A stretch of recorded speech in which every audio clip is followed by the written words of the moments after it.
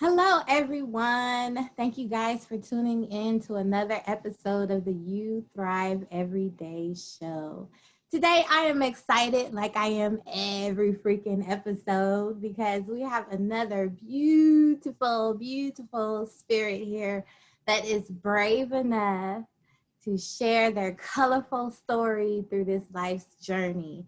The purpose of this show, I have to say it 1,000 times over, is the fact that we all want to thrive every day, all day. We want to be happy. We want to be excited about life. But some of us do not know how to get there from where we are right now. And so these stories and these interviews are to show you people's journeys through these twists and turns in life and how they maneuvered, what they were feeling, where their mindsets were to help you upon your journey, and what kind of habits that they started to create so that they could start to feel like they were thriving. Okay, so without further ado, dun, dun, dun, I would like to introduce my very special guest today, Miss Shante. So, Miss Shante, tell us what you like to be called, and then tell us where you were born. Okay, I go by Shante. Everyone calls me Shante. I was born in Salt Lake City, Utah, with my mom, where we stayed for a short while in a shelter until I was about 1 year old, and then we came to Denver, Colorado, and I'm currently back in Denver, Colorado. Okay, so you were raised in Denver. Yes, I grew up here. I was raised here. I lived here until I was 18, Okay. and then or 19, and then moved away to San Diego, came back, and kind of jumped around. And I'm Okay. back now, yes. So how old was your mother when she gave birth to you? My mom was 22 when she Oh, she had was me. 22. She was Yeah, young. So do yes. you know the back end story about how you guys got into a shelter at that age? So I know very kind of limited. My mom kind of holds on to things kind of tightly when it comes to her lifestyle and stuff. But I know that my father wanted her to get an abortion, and she was not going to do that. So at that point, she was kind of on her own. And fortunate for me, she chose to have me, and the people at a Catholic charity shelter there were kind enough to take her in and let her like trade work to kind of stay there a little bit longer. Um, so yeah, Wow. yeah, So yeah. were they married or dating or what? No, my dad, okay, he was a Rolling Stone. He was all over the neighborhood, like all over the place. And my mom knows, that they were not, planning on a long-term future or anything like that. It was kind of a surprise. So do you know how long you guys were like in and out of shelters? So I know for the first year, we were in the shelter, and then came to Colorado. And then as a kid, I think she worked pretty hard to keep it together and not get us back in that situation. Yeah. Okay. And then so were you raised primarily by her? Or there was Yeah, the I would say grandparents, that. I would stepdad? say mostly I was alone. I raised myself as a child, I would say. My mom was working 2, 3 jobs pretty much my whole life, until I moved out. Um, so yeah, I would say, yeah, kind of low. So How about while you you? were Yeah. raising yourself, what the hell were you doing? Miss I mean, Raise I Myself. was wild. I was such a wild kid. I'm telling you, I would be out until midnight, because my mom worked nights. So I would be like How 9 years old were you? old, oh, 8, 9, and I would just be outside all night, and yeah, I was a wild child. I loved climbing trees and just adventuring. So in Aurora, it used to be kind of all fields before all of the developments came later. So I would just explore. I would just be out, kind of. And so at 8 and 9, like what the hell were you doing out till midnight? Like I what were was you just doing? so I was just out. I don't know. I was so free out there. Like I really was. I would rollerblade. I would just ride my bike, you know, and I would just be the only kid out there, and I would just be out, you know, loving it. Yeah. Yeah. Okay. Kind of crazy. I know. I know. It's crazy. I know it is. It's wild. Okay. And then so explain to me your journey through childhood and just having this like crazy freedom, wild Um, freedom. well, so I'm sure as most kind of kids without guidance or too much structure, they start to kind of get a little curious and play with fire. So I got really into fire. And I think I was about 10 years old at that time, and I got really into fire. And I started kind of growing aggression at the time also.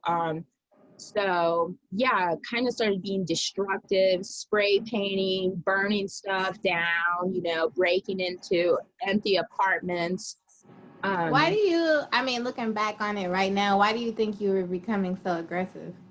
so I was molested several times as a child, and I think I was just trying to control something and like just make something like I control it, like I heard it, I control it type of mentality. I think Exactly. that's what, yeah, where it comes from. Yeah. And so how old were you when this was going on? Like I said, 6 to even up to 15, you know. And did your mother know? Did you tell anybody?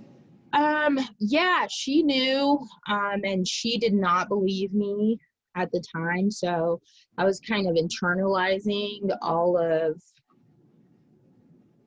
the treatment that was being done to me. I kind of internalized it, and like, this is what I get kind of thing, you know. If no one listens to you, you just kind of take it. And eventually I just stopped even saying anything, you know. Oh, why do you think she didn't believe you?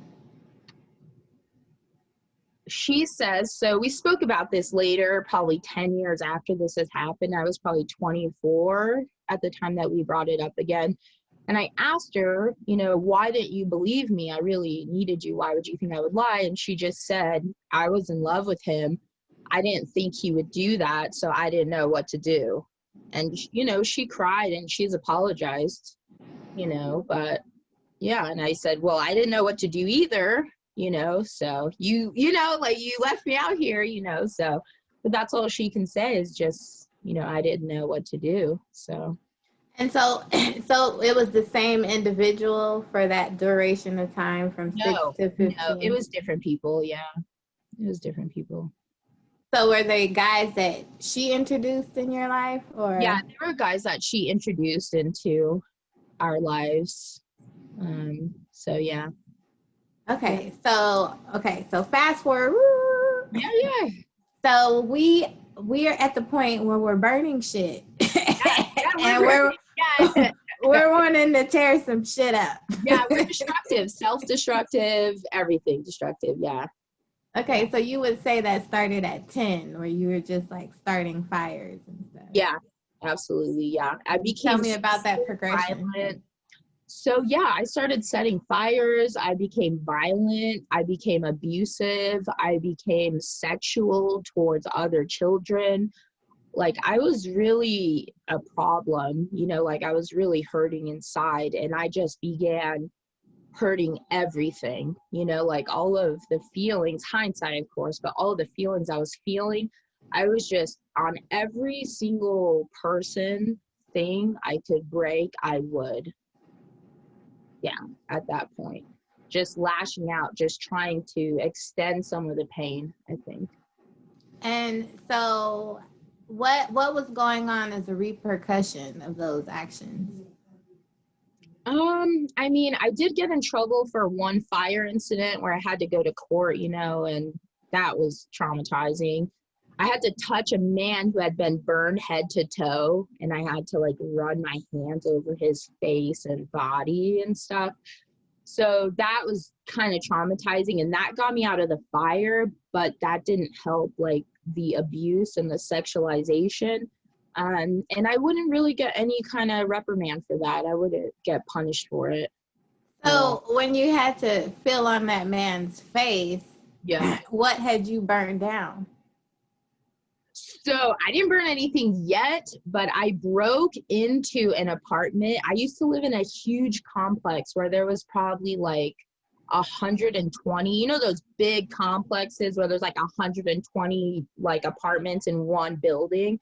There's like 20 buildings. Right. So we went in there and we lit probably 200 candles, Oh shit, left girl. them on, and just left them. And someone found it. And then, yeah, I know. Yeah, it was, it was bad. Yeah. We're what we call a baby kid, Oh, I girl. was. Oh, yes. Oh, yes. And I was so bad. Kids' parents would hate me because I would get all the other kids to come and be bad. Oh, yeah. It was wild. Yeah. Okay, so tell me now, as you're going into teenagehood, what's Yeah. going on? All right. So going into teenage years, so we moved to new school for 8th grade. So I consider that teenage. I think I was 14 at the time. I don't know. I was kind of calming down at that point. I kind of was starting to understand things a little bit more. I was starting to not be so sexual and think that I was supposed to be sexual a little bit. Almost to the point where I went like totally opposite, kind of just spent a lot of time alone. And yeah, and then we moved again to Montana, and then we moved again to Grand Junction. And then I would say I was 15, almost 16 in freshman year. And then I don't know, I went like total into school and I became a straight A student. And I just dove into school kind of totally. I didn't have friends there either. So it was really easy to kind of fresh start for myself. So what? I don't know what the politically correct term is now. Yeah. Okay. So tell me what ethnicity or race is your mother and father?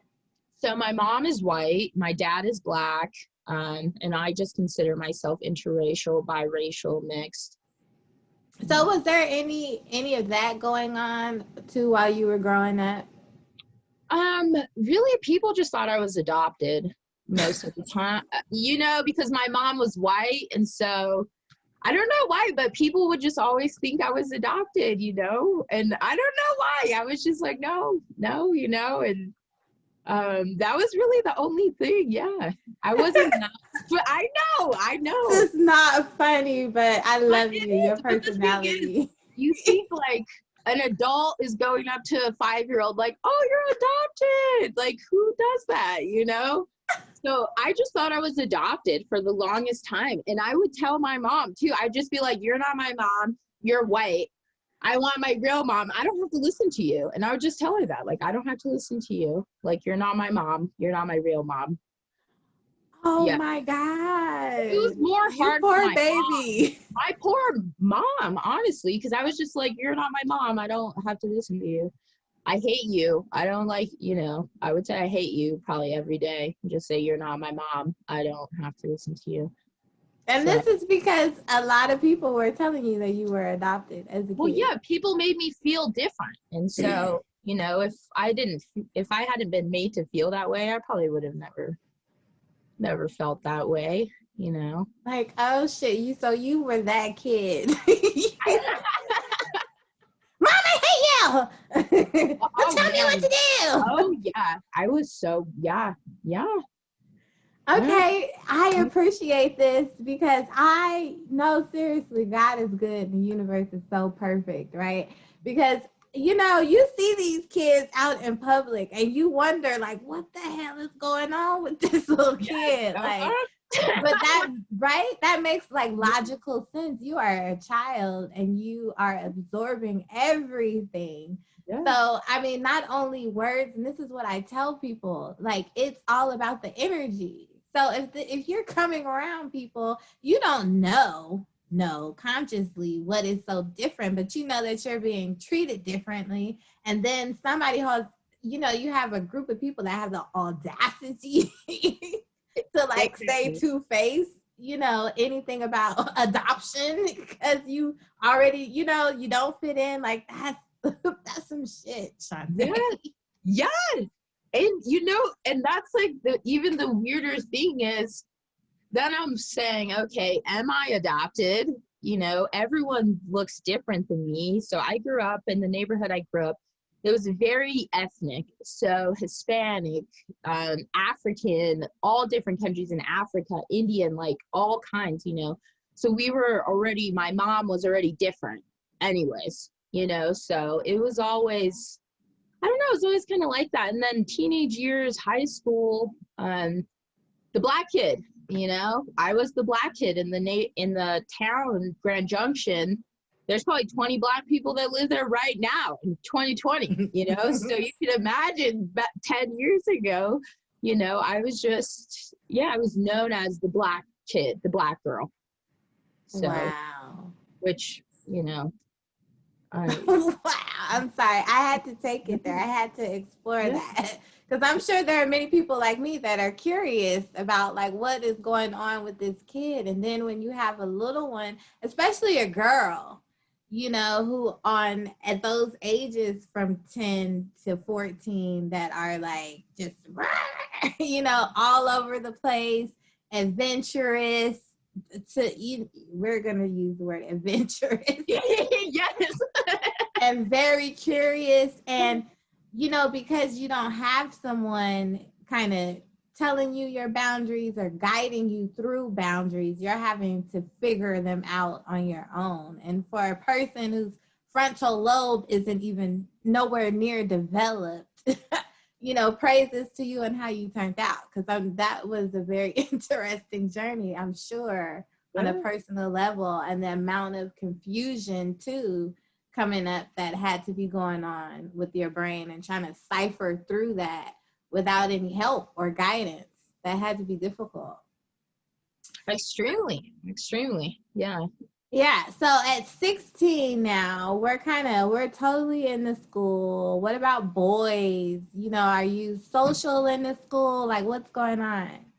I wouldn't say I was super social at first. I was kind of quiet.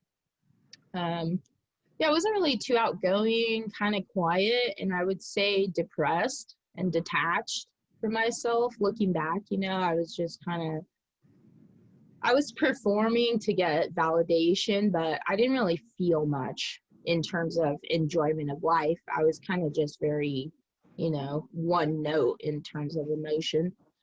Um, where was I going with that? I Just like love it. thinking No, how you're fine. You're I fine. was, I'm just like, wow, that's crazy to even think about. I haven't really thought about it. So, Yeah, just we were talking about you being 16, high school years. yeah, yeah. So yeah, I Yeah. was just kind of one note. I wasn't social. Yeah, I kind of got into my neighbor who was an older boy, of course. I think he was 2 grades older than me.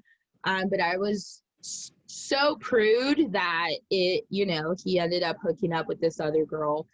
And I was just like, okay, like that's fine. But yeah, I was really shut off for that first year. And then the next year, I got more social, more comfortable. I got into cheer and soccer, and more school activities, more social activities, I would say. So take me to graduation after we graduate. What's going on? Yeah, well, I didn't even graduate. I dropped out of Oh, high school. Yeah, oh in shit. 11th grade. Okay, so Yeah, okay, rewind. yeah, yeah, yeah. So we're doing good in school. We're social. We're an athlete. So why the hell are we dropping out of So school? What we're happened? social, we're an athlete. And then 11th grade, I transferred to a different school where they would have a larger array of programs that I could take for the AP classes. So I transferred there. And shortly into the school year, I ended up getting raped at a party. And then I dropped out. I just stopped going. I got a job and I just stopped going. Yeah. Yeah. At a party? So this was a house party? Yeah, it was a house party. Yeah. And I didn't drink that much, you know. I was kind of more just there to be with my friend. Like I got invited to something, so I was kind of more just there. And I was, you know, kind of out there, but nothing, you know, nothing crazy. So I was still Yeah. kind of like chill and, you know, just kind of keeping to myself. And then once that happened, I just went like so crazy. I got so into drugs and ecstasy and Molly and drinking. And So after that incident, you started doing drugs. So what did you start off with? so started off with Coke, and then went from Coke to doing ecstasy. And then during the ecstasy, I would do like a foily, which is when you take Coke and you basically turn it into crack. So I was 17, you know, hanging out with like 25-year-olds and basically smoking crack at this point. Um, yeah, it's kind of crazy. Yeah. Started breaking into cars, started robbing people, started stealing, started, you know, even like transporting drugs with people to California and back. You know, I was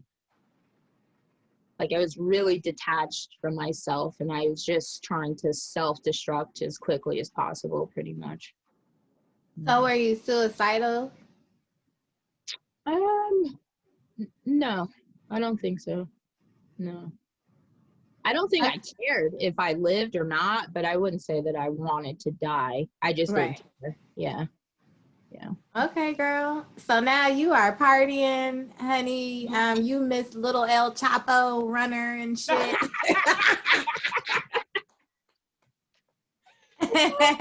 You know what I'm saying? So you are doing your thing, and this is going on at 17 and 18. Yeah, 17 years old. Yeah, not even 18 yet. Yeah. Okay, so then take me through that Take journey. you What's through going? it. Okay. So after 17, like I think my mom started to see me just like very distant. There was a time I OD'd and I slept for like 3 days in the middle of our floor. And then soon after that, we moved to North Carolina. So she like got us all up and she's like, we're moving, we're leaving. And we literally, I think, packed up in like a month and we left to North Carolina. Um, and I loved it there. My brother, I have a younger brother, he was super happy there. It was so different for us at first. And then I started going around the town. Like the only job opportunity available was McDonald's, you know, and I applied because what am I going to do? I'm 18. I need, you know, I'm going to be 18. I need money now. So luckily, like you said, God is good. The universe is good because I forgot my social security card on my first day and they fired me, you know. And then 2 days later, I flew to Colorado and I stayed with a friend. You know, I told my mom, like, I'm going to go to her graduation, her prom, and I'll come back. And I just ended up coming and staying. Her mom let me move in. And that was like the beginning of a whole new kind of chapter, you know. How was it new? So it was new because in my mind, I was like, I'm going to go back to school because remember, I had dropped out of high school and I was a promising student, you know? So in my mind, I was like, I'm going to go back to school. My friend, she was about to graduate and go to community college, you know? So I really felt like I had a good system, like a good support there, you know? So in And my, so were you clean at this point? Because how did you get yeah, clean? yeah, You were I was clean. clean. I wasn't doing any coke, no ecstasy, nothing like that. I was smoking weed, but not like constantly all day or anything like that. I was more kind of just getting it together and trying to reassociate my goals and like set myself up for school and kind of, you know, get Exactly. myself cleaned up. Yeah, I yeah. heard that. That's what you trying to get your shit I together. was trying, you know, and it didn't work, but I did try. I was like, I had all the intention, you know, to really do it. But ended up getting kicked out of my friend's mom's house because she's like, you smoke weed, you're influencing my daughter. And of course, my friend was like, look, I'm not trying to get kicked out, so I'm sorry, but you have to go, you know? So I ended up living on the streets for a week in Denver, just kind of sleeping at parks, sleeping in doorways. And I had money, but I was just kind of not sure what to do with myself, and I wasn't sure like where to go. And it's so crazy because a friend from middle school, like sixth grade, like middle school, like messaging me on Facebook, like, hey, what are you up to? Like, blah, blah, blah. So I'm like, tell him, like, man, I'm on the street. I don't know how I got here. Like, it's fucking crazy, you know, like telling him. He's like, my aunt has a room for rent. You could just go stay with her. She's trying to rent it out right now. And literally, this woman, she was so kind. I show up to her house and she says, you know, it's fine that you don't have money. You'll figure it out. You just pay me when you get money. Like, come in, you use my food for now. You'll figure out the money later and just pay me later whenever you get money, you know. And that's how I got off the streets, you know, and just by the good graces of people and, you know, the universe watching out for me. And so what happened next? So then, you know, I'm thinking I need money. You know, I need money. So I go to the strip club. I audition. I go to the most disgusting little strip club you have ever seen ever in your life. Okay, just so raunchy, so dirty. And I didn't know, but I was like, this is great. I can't wait, you know. And I show up there and there's this girl who's like 80 years old, you know, dragon, who even knows. She hands me like a big handle of vodka. She's like, just drink this and you'll do fine, you know. And you know, and my first night I made $1,000, and I just remember that so vividly. And to me, after being on the street for a week, you know, I was like, oh my God, I'm so happy. Yeah, and that kind of started off my dancing. Yeah, the stage that I was dancing for a while. Yeah. So did you get back in school, or so take me through this Oh process? So you no, started no, dancing. no. Yeah, I Did you got that move out? $1,000, and I said, oh, this is me. I'm doing this. This is great. Honestly, I was like, this is amazing. So silly, you know. And I had been instructed, you know, my mom, she's like, you're so beautiful. You should prostitute. Like, guys will pay you. And so I started prostituting too. Wait, your mom said this to you? Yeah, my mom, she's like, you're so beautiful. You should, you know, you should get money for it, you know. So I started prostituting. Had a pimp for a very short amount of time. And then I got really into coke there at that club. I got really into coke, and So I are got, you still in Denver at this point? yeah, I'm still in Denver. I'm still in Denver at this point. And yeah, I just had whittled myself down. You know, I was so tiny. I looked so sick, so unhealthy, and just so lost. Like, to tell you like where my mind was at, I couldn't even tell you because I was so checked out. I was so spaced out at that point, that life was kind of like autopilot. I was allowing people to do things to me and do things to myself because I was so checked out, you know. Still in Denver, so I stayed there for a while, and then realized I need to go somewhere. Like, I need to get out of here, you know. And I ended up breaking off the relationship that I was in. And that's when I moved to San Diego. You know? So you were just feeling like you just needed a change of environment. Yeah, I could feel it. You know, I was addicted, and every girlfriend that I had around me was addicted. And I felt it going. I could feel it now, you know, like I couldn't even numb anymore. So I was aware, you know, I couldn't even numb it anymore.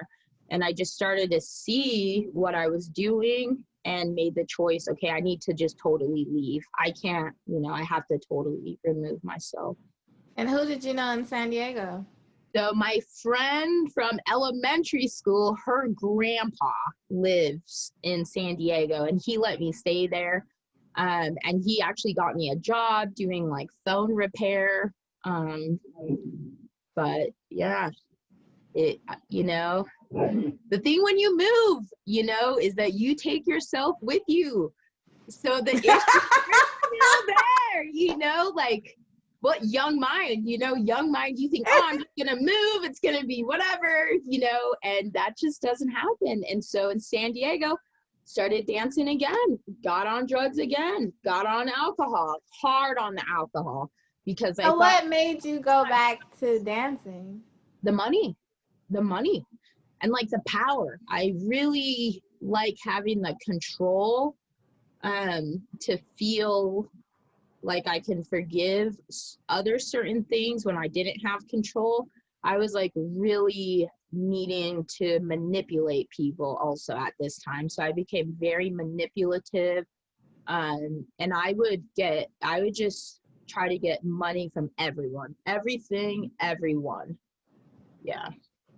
Wow. Okay, so you're like repairing telephones. I know. In a warehouse, yeah. And then one day you're like, fuck this, I need some money. San Diego's expensive. Yeah. Yes, pretty much. Let me go get me some money. Mm-hmm. And then so you hit the strip clubs. And then so do you start meeting different people that get you back, on that tailspin with the drugs? Or do you come in looking for it because you already know how you got to like be in that zone, or what's going on? Well, so I turned to alcohol because I needed to get myself in that zone. And I thought, oh, it's not drugs, it's just alcohol. Like, I'm cured, like I am, problem solved. I'll just drink all day instead, and yeah, I started meeting people, and the manipulation, right? It's really hard to manipulate someone sober. It's really hard to consciously take and take and take, so like drowning out my conscience also, started really, yeah. Yeah. And Tell me, this isn't funny, but it is, because you were like the Energizer Bunny, like on go. You know what I'm saying? Oh, I know. At that time in San Diego, when I met you were like on go. And it's just so funny to me that you say that whole manipulation thing, because when we encountered each other, it would be like, okay, who the fuck is she about to be today? You know what I'm saying? Like, who is she gonna be today? Because you would be like, I will never forget this conversation. But you were like, you were like, why are you mad? Why are you mad at me? You know what? All these black girls, you guys, it's because I'm mixed, I'm light skinned. You girls like be mad at me all the time. Okay. Yeah. Like, don't be jealous. Don't be jealous. And then like me and my mouth, I would say something very sarcastic but stern. And then you would catch on to my anger and be like, oh, you love me. Don't hurt me. Don't hurt me. You love me. You're not going to hurt me because you love me. And I would be like, something is wrong with this girl. Like, I can't really choke her like I want to choke her. And then you would come back and just be like a cuddle bug, like out of nowhere, like nothing just happened. And then the next day come in like, oh, hey, like, what? Yes. Crazy. Yeah, I know. I'm sorry, I just had replays. I know. I know. And honestly, you didn't even do it justice because I was so obnoxious, so much more obnoxious than you wanted to make me look because you're trying to be kind to me. But I was like that. I was so obnoxious and like in your face. And then I would be like, oh no, not me. Oh, and I would do that with everyone in every situation in life, Like I would be like poke, poke, poke, poke, poke, poke, poke. And I'm like, oh, ow, ow, oh, and I got into that pattern really, really, really bad. And that lasted for years. That poke, Wow. poke, poke, oh, ow, literally for years. Yes. Yeah, Because I know a couple of times I was like, girl, if you don't get out of my face, no, and you're going to make me relapse on my the, violence. the crazy thing is it was like involuntary. It's like, it's so wild that I was genuinely like 100 different people. I don't even know how to explain it. I would just shift like a chameleon, like constantly. I would do that. And I think at that point, I didn't even know myself at all because I would just shift so much to get what I thought I needed from the situation, and so I would just meld and mold and just constantly be fluid to a point I had no center, I had no self, no sense of self whatsoever because I was drunk all day long, literally from the moment I woke up until I went to sleep, drunk, not kind of tipsy, like absolutely wasted, and so being there and then also being half blacked out, I was a different person every night. I was blacked out probably, a totally different experience, I mean, honestly, and then you put the outfit on, it's like, who am I today? You get the wig on, and then it just all kind of lends itself to, not even knowing who I was. Wow. Yeah. I love this right now because I mean, like I said, this gives people a lot of understanding. And with understanding, you learn compassion, you learn empathy for people, understanding how their brain was working and how they were functioning at that time. You know what I'm saying? Because I can speak firsthand to that. Seeing, being the outside party, like you do want to like, you know what I'm saying? But it became evident the longer, that we were in each other's presence that something was just not right. And Right. I'm the type of person where it's like, I'm not a bully. You know what I'm saying? So, but I'd be like, don't start with me today. You would say, don't start with me.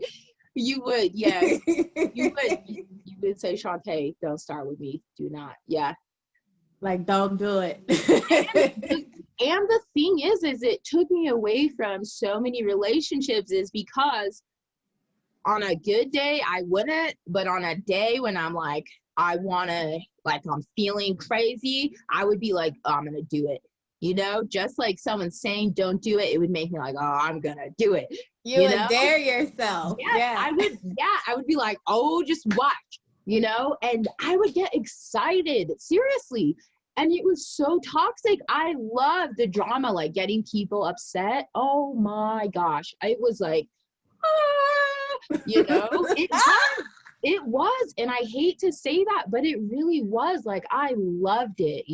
I loved it. No, because, and that's what we have to understand. Thank you for saying that again. We have to learn compassion and empathy for people because according to someone else's perception, why do you keep doing wrong? Da-da-da-da-da. But according to your own perception, you know what I'm saying, versus theirs, your only option was bad and worse.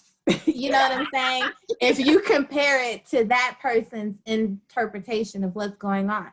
But because of where you were in life at the time, because there's different stages of our emotionalism, you know what I'm saying?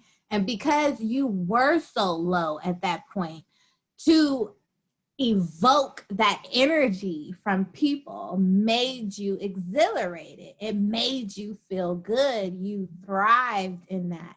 And another person looking at it is like, what the fuck's wrong with her? But that is the frequency that you were on. That was your vibe at that moment. You know what I'm saying? So thank you for saying that out loud. Yeah, of course. So how old were you at this point? So I was 21, 22 when you met me. So yeah, and I think I was only there for a couple years in San Diego before I moved back to Colorado, just for a short period of time, back with the ex that, you know, I had left. But that situation was not working for me. So I soon, like a couple months later, packed up and went to North Carolina because my mom was still living there at the time. So I was like, I want to be close to my family. Stupid. What made you leave? What made you leave San Diego? The same thing. I realized, so by the point I was ready to leave San Diego, I had already been sober, completely sober for, I want to say 6 months, maybe more than that. So there was a point when I was working in San Diego that I had an OD. I like had a crazy OD. And I was foaming from the mouth. I had urinated on myself. I had defecated on myself growing up. And I pretty much said my goodbyes at that time. I thought no one's going to find me, you know, until the rent is due and they're going to come looking. And I said my goodbyes. And somehow I woke up the next day and I went sober like that. Like it was not even a question for me. I was so grateful. I was so thankful that I just went sober, and I didn't even go back to dancing, I think, for a week because I was so afraid that I wouldn't make money. It's, you know, it was in my head that I needed this thing, you know. So I danced sober there for a while, but I think you were gone already. I think you had left already. But yeah, and I was just sober for a long time. And then I thought, you know, I'm ready to go back to Denver. I'm ready to go home. I feel strong. I feel healthy. You know, like I want to go back home and try to work things out with the ex, you know, who I'd been in super lust with, you know, super, super deep lust. And that wasn't the pimp, right? No, no. Okay. Just a boyfriend. Yeah, just a okay. boyfriend. Yeah. And so you went back with him, and then so that kind of went awry, and then you went back to Carolina. Yeah, exactly. It didn't work. It was toxic. And we were just two different people already at that time. And he had a kid now also. So there was just more involved. And so I was just like, I could feel myself getting kind of negative. I could feel my baseline dropping. You know, I felt so good and sober and empowered and everything. So I left. I went back to North Carolina. Yeah. And followed that momentum. Because that's the thing too, when you recognize when you hit a bottom, you know what I'm saying? Because I noticed that about me in my life. When I've hit a bottom, and then you practice changing your habits so that you don't go back that way.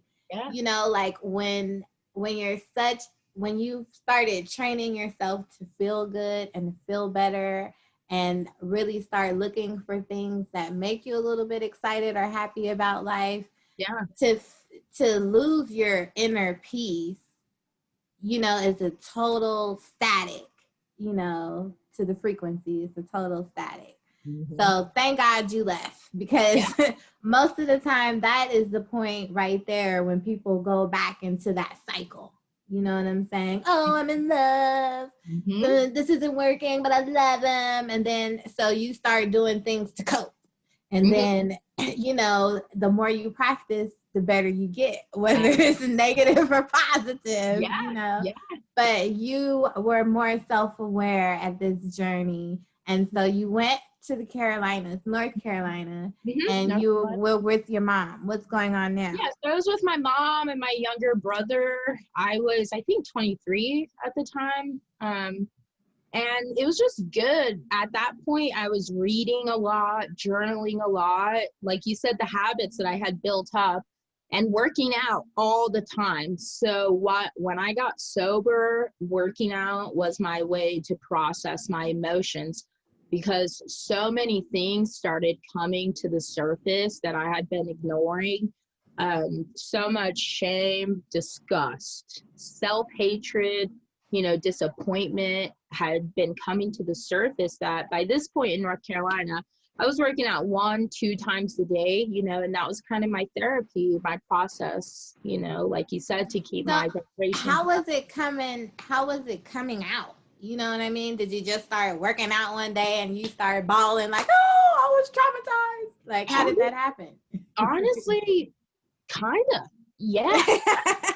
I mean, honestly, yeah, that's how it happened. So when I was still in San Diego and I started working out, I would, yeah, sometimes I would go to the gym after work and I would cry in the car afterwards. Like sometimes I would leave and just cry, go to the gym and process it.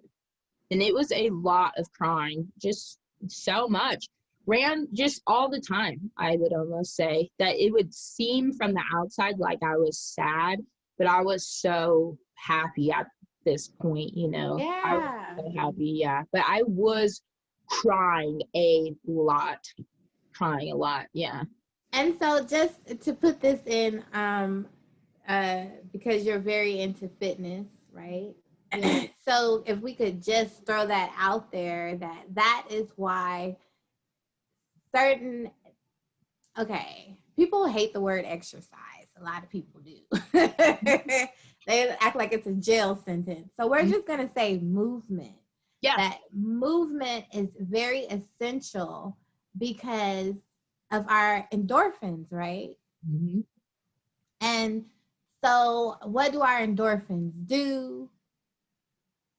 You know what I'm saying? And they help regulate our emotions, our feelings. And so when we're down, it's a ladder that we climb up, as far as how we're emotionally in general, right?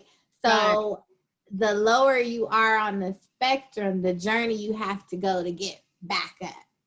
Right. And exercise is a cheat to getting there because it releases those feel good chemicals, right? That are going to make you deal with the shit that's making you not feel so good. Yes. Can we Yeah. say that? Absolutely. Yeah. And that's what it was. And also, I think because of the drugs and the alcohol and the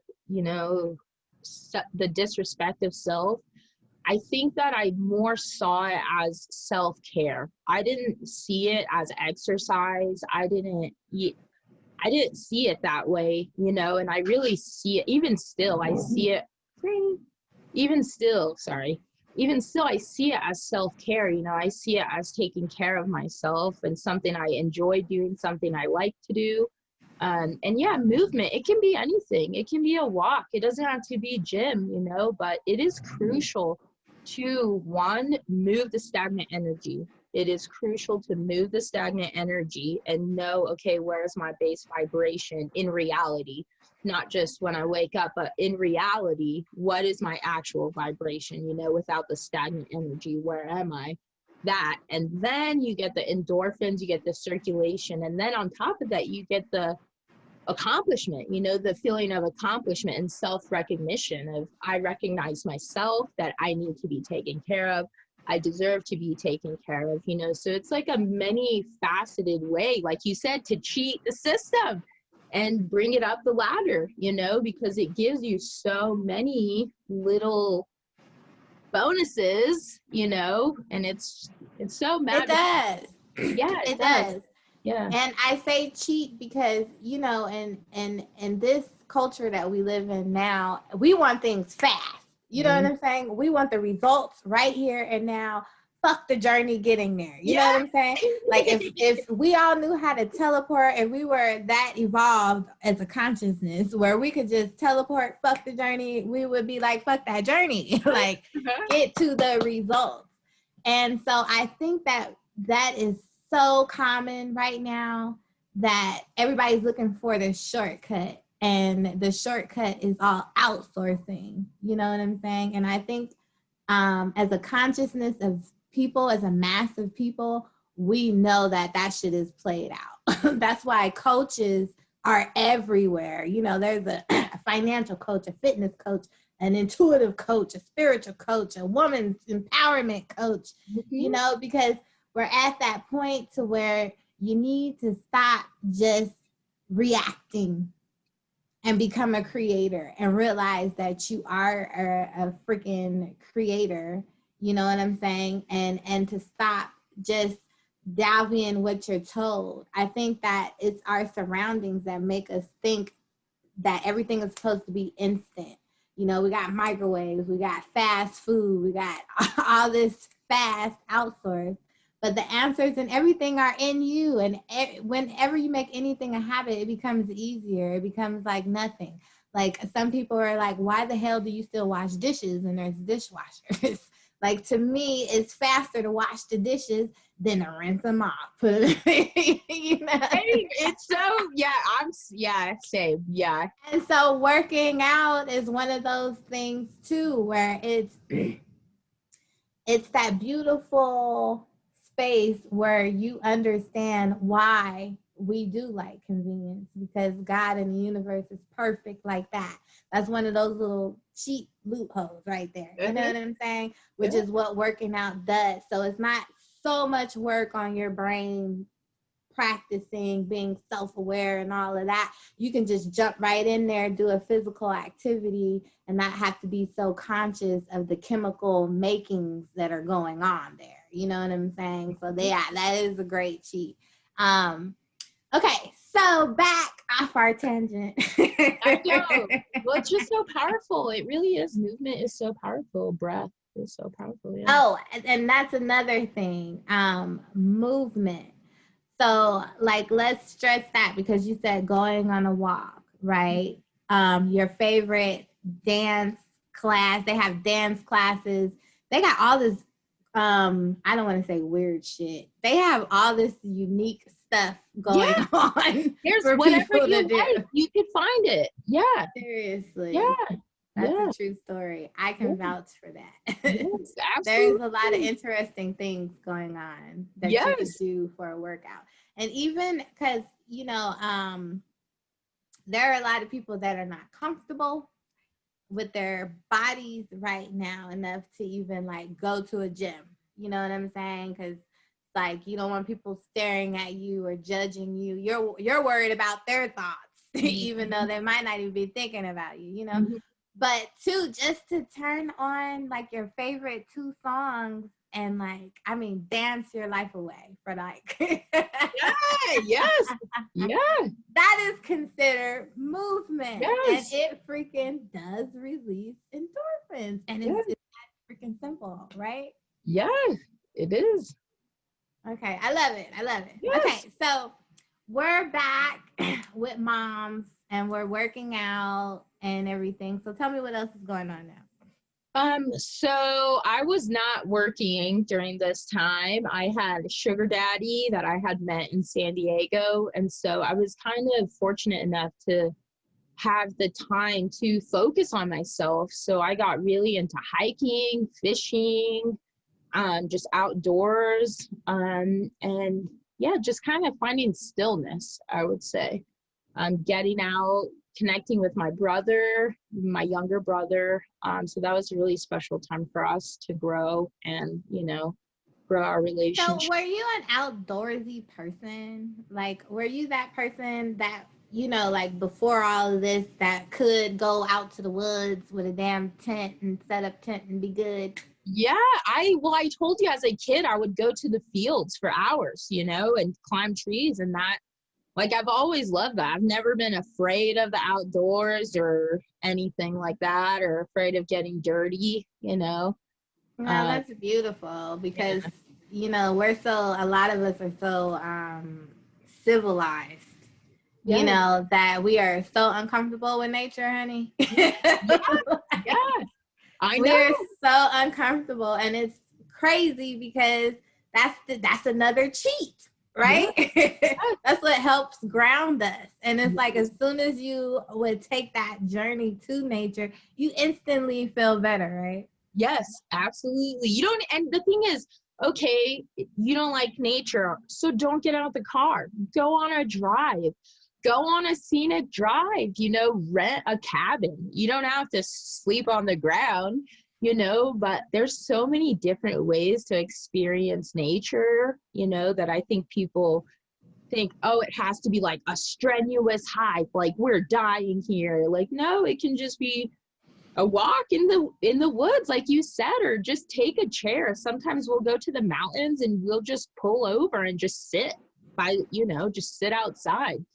And I think just allowing yourself to get enveloped in what's natural, it does so much. Like you said, it's the centering, it grounds you, and it also is like lets you feel I'm small.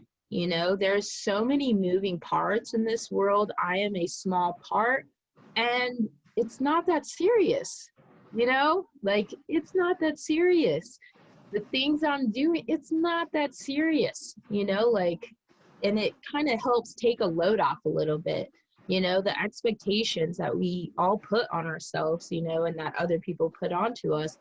We get into nature. I know for me, when I get into nature, I let that go. It doesn't matter. When you're out there, no one cares. It doesn't matter. And yeah, I really, really found that in North Carolina, and I've kept that part of me. Wow. Yeah. I love it. Yeah. So how do you so looking back, Yeah. like in the state of mind that you were in some of the major turning points in your life, when you were kind of like at your bottoms,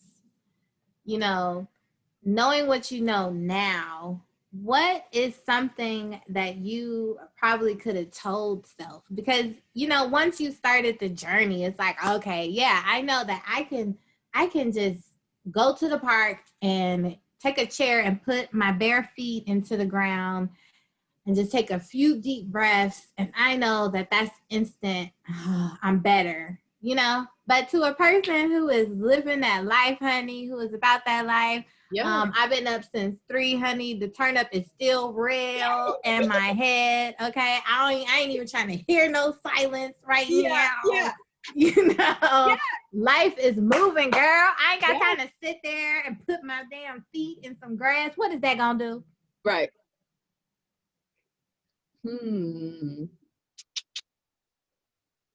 What do you say if you're selling nature? What are you saying? Like, how do you get that person to understand and feel you? Fresh air. Forget the nature. Deep breath, fresh air. Breathe the breath of all the people that have lived before you, all the people that have paved the way for you. Breathe in that breath. Like, okay, so it's not about nature. Get a breath of fresh air. Well, I don't want to be breathing all that air. Why you even say that like that? I mean, what Gross if their air. breath was stinking? What are you talking about?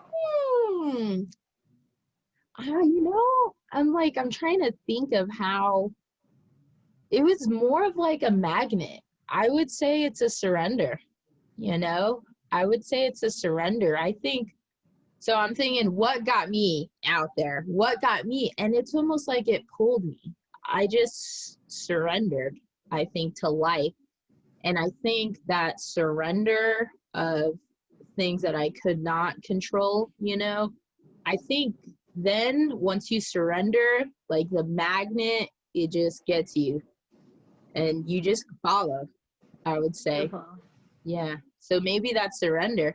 And the thing is, you can surrender and listen to your music, whatever you like. You can work surrender. That's good. Like you can do whatever you want. As long as in the soul you feel, take me, I trust you, I know I'll be taken care of. That surrender, the outdoors will pull you naturally. I believe that. Yeah. So, how the hell do you feel comfortable surrendering? And like, who the hell are you surrendering Well, you to? don't. Surrendering is the worst feeling ever. It's horrible. That's the thing. It's not like, it's horrible and it's scary. And I cry all the time still because I'm holding so tight. And that surrender is not easy. It's so, so hard to say, I have no control over this thing. I have zero control. What am I going to do? I have zero control. And I think for me, so a mantra that I like to say to myself is I accept, I either do or do not adopt, and I love that I accept, and I do or adopt or don't adopt because blank. And I think really just that accepting is the hugest thing. It doesn't mean it's going to be better, doesn't mean it's gone, it doesn't mean it's bad. It just means, okay, like I'm here for it. Just be here for it, here for life. That's yeah.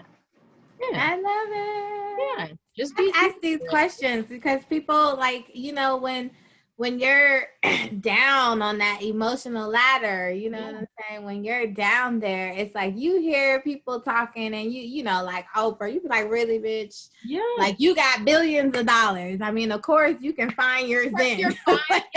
Yeah. Yeah. Like, what do you mean let go and let God? And like, what is all of this stuff meaning, to a person that is at that level? And that's what I want people to hear. And in these interviews that we do, you can see in everyone's story where it's kind of like everything is at the perfect time. And like you were saying, you are a magnet. I tell that to everyone. You are a vibrational magnet. So it's like, we have people who are worried, I don't go out after 11 because a serial killer might come and get me and da da da da da. And it's like, dude, if you're not vibrating on that frequency, you don't have to worry about a serial killer coming to get you. You know what I'm saying? Like, so that's just perfect to say that right there. When you're ready, all the answers come because you are definitely a magnet. Yeah. And even if you're not ready, you're still going to draw situations to you where you will get ready. Exactly. Yes. And like how you were saying, so down on the ladder, if a person's down on the ladder, that's the surrender. Surrendering doesn't mean I feel great, I feel happy, everything. No, it's okay, I feel like shit. I feel like shit. I hate myself, and that is okay. Right now, I accept that I feel that way. When you're down on the ladder, okay, it's okay to be down, and I feel like this is like the pivotal moment of being down really is if you have the awareness that you're down, that is a huge step to going up. Because if you're aware that you're down, okay, I accept that I'm down. And then once you just say, okay, I'm not going to treat myself horribly because I feel bad today. I'm just going to still kind of accept that I feel bad. All right, no expectations. I don't have to be better. I don't have to be happy. I can just be down today, And I think that self-acceptance, that's really where it starts, is that bottom of the ladder of, I don't feel good, and that's okay, and that awareness of it's okay, Speak your truth, and that is your truth. Yeah. I had a low energy day yesterday, honey. I just didn't feel like it. Okay. Yes. And one of my old habitual beliefs systems, and I still work on that. You know what I'm saying? Because it was such a deep imprint for me where I measured my self-worth off of how much I'm working, how much I'm doing. You know what I'm saying? So I'm one of those people, I used to be one of those people where if I wasn't moving and doing, then I'm a worthless ass human being. You know what I'm saying? And so sometimes I do have to speak my truth. Like, today I just don't feel like it. I don't feel like talking to people. I don't feel like even being nice right now. Not that anything is wrong with me, not anything. I just don't feel like being around people. I want to be in my little bubble and fucking just chill the hell out. Like, and that's okay. Yeah. But that little critter brain creeps in there, with us, and then it's not supposed to be like, it's not supposed to this, and this shouldn't, and it's none of that. Like you said, no expectations. This is my truth. I don't feel well today. So my focus today is to just do something a little bit that makes me feel better. Even, to think about my nephew, or I call him my nephew, but he's really my cousin. Girl, he is so fat. He's like 4 months old, and he is like the Michelin man. Like, you know what I'm saying? Ooh, ooh, yeah. Girl, like he looks like his little skin is gonna burst into Yeah. particles because he's so fat. Like, I'm gonna send you the picture. He's so fat. And see how that even made you giggle? Yes. Just even having thoughts Yes. or memories of occasions that made you feel good. Like, that's a small thing. You don't have to do anything, but it raises your mood. It just makes you feel a little bit better. And so, like you were saying, just to speak your truth and to be honest about where you are. And I think that once we get there, we start to learn healthy detachment emotionally. So, like you were saying earlier, where you're not taking yourself so seriously.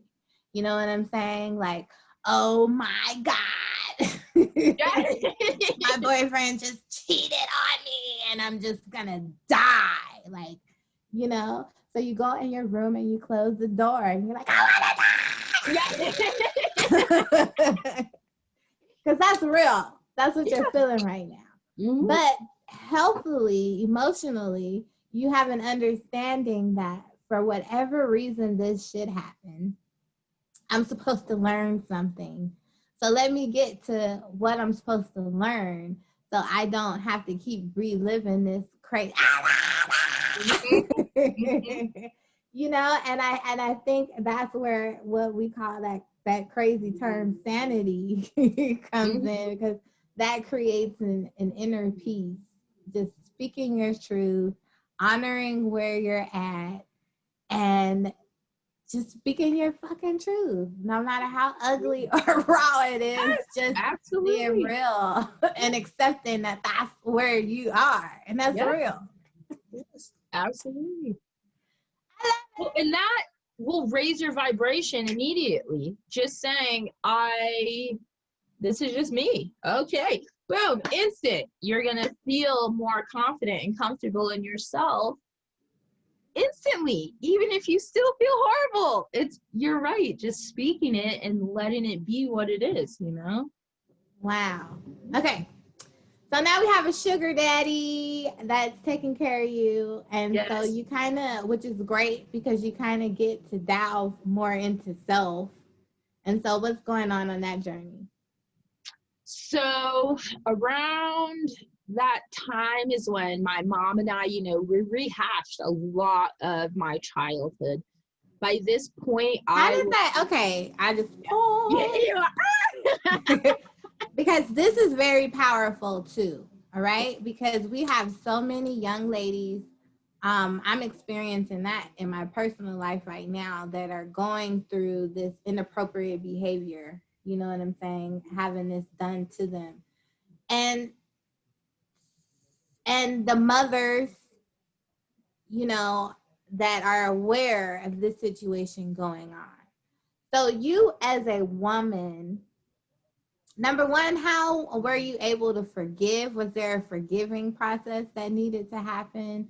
And then number two, was there courage on your part that needed to happen just to even have the fucking conversation? well, of course, right? You never want to be disrespectful to your parents. There's once you're an adult, I think just something clicks. And even if that person is crossing the line, you still see that authority. That's at least how it was for me. I still saw her as my mom. So there was a lot of courage that had to come. And it really took me seeing myself as an adult. You know, I was already 23 by this time, but I didn't see myself as an adult, you know, because I just I just didn't see myself that way. You know, I saw myself as young and didn't have a professional job, and I was just kind of, you know, so it took me saying, I am an adult. I have expectations out of other people. Um, and knowing that I had an expectation, it was easy for me to confront. I'm kind of like a fight person.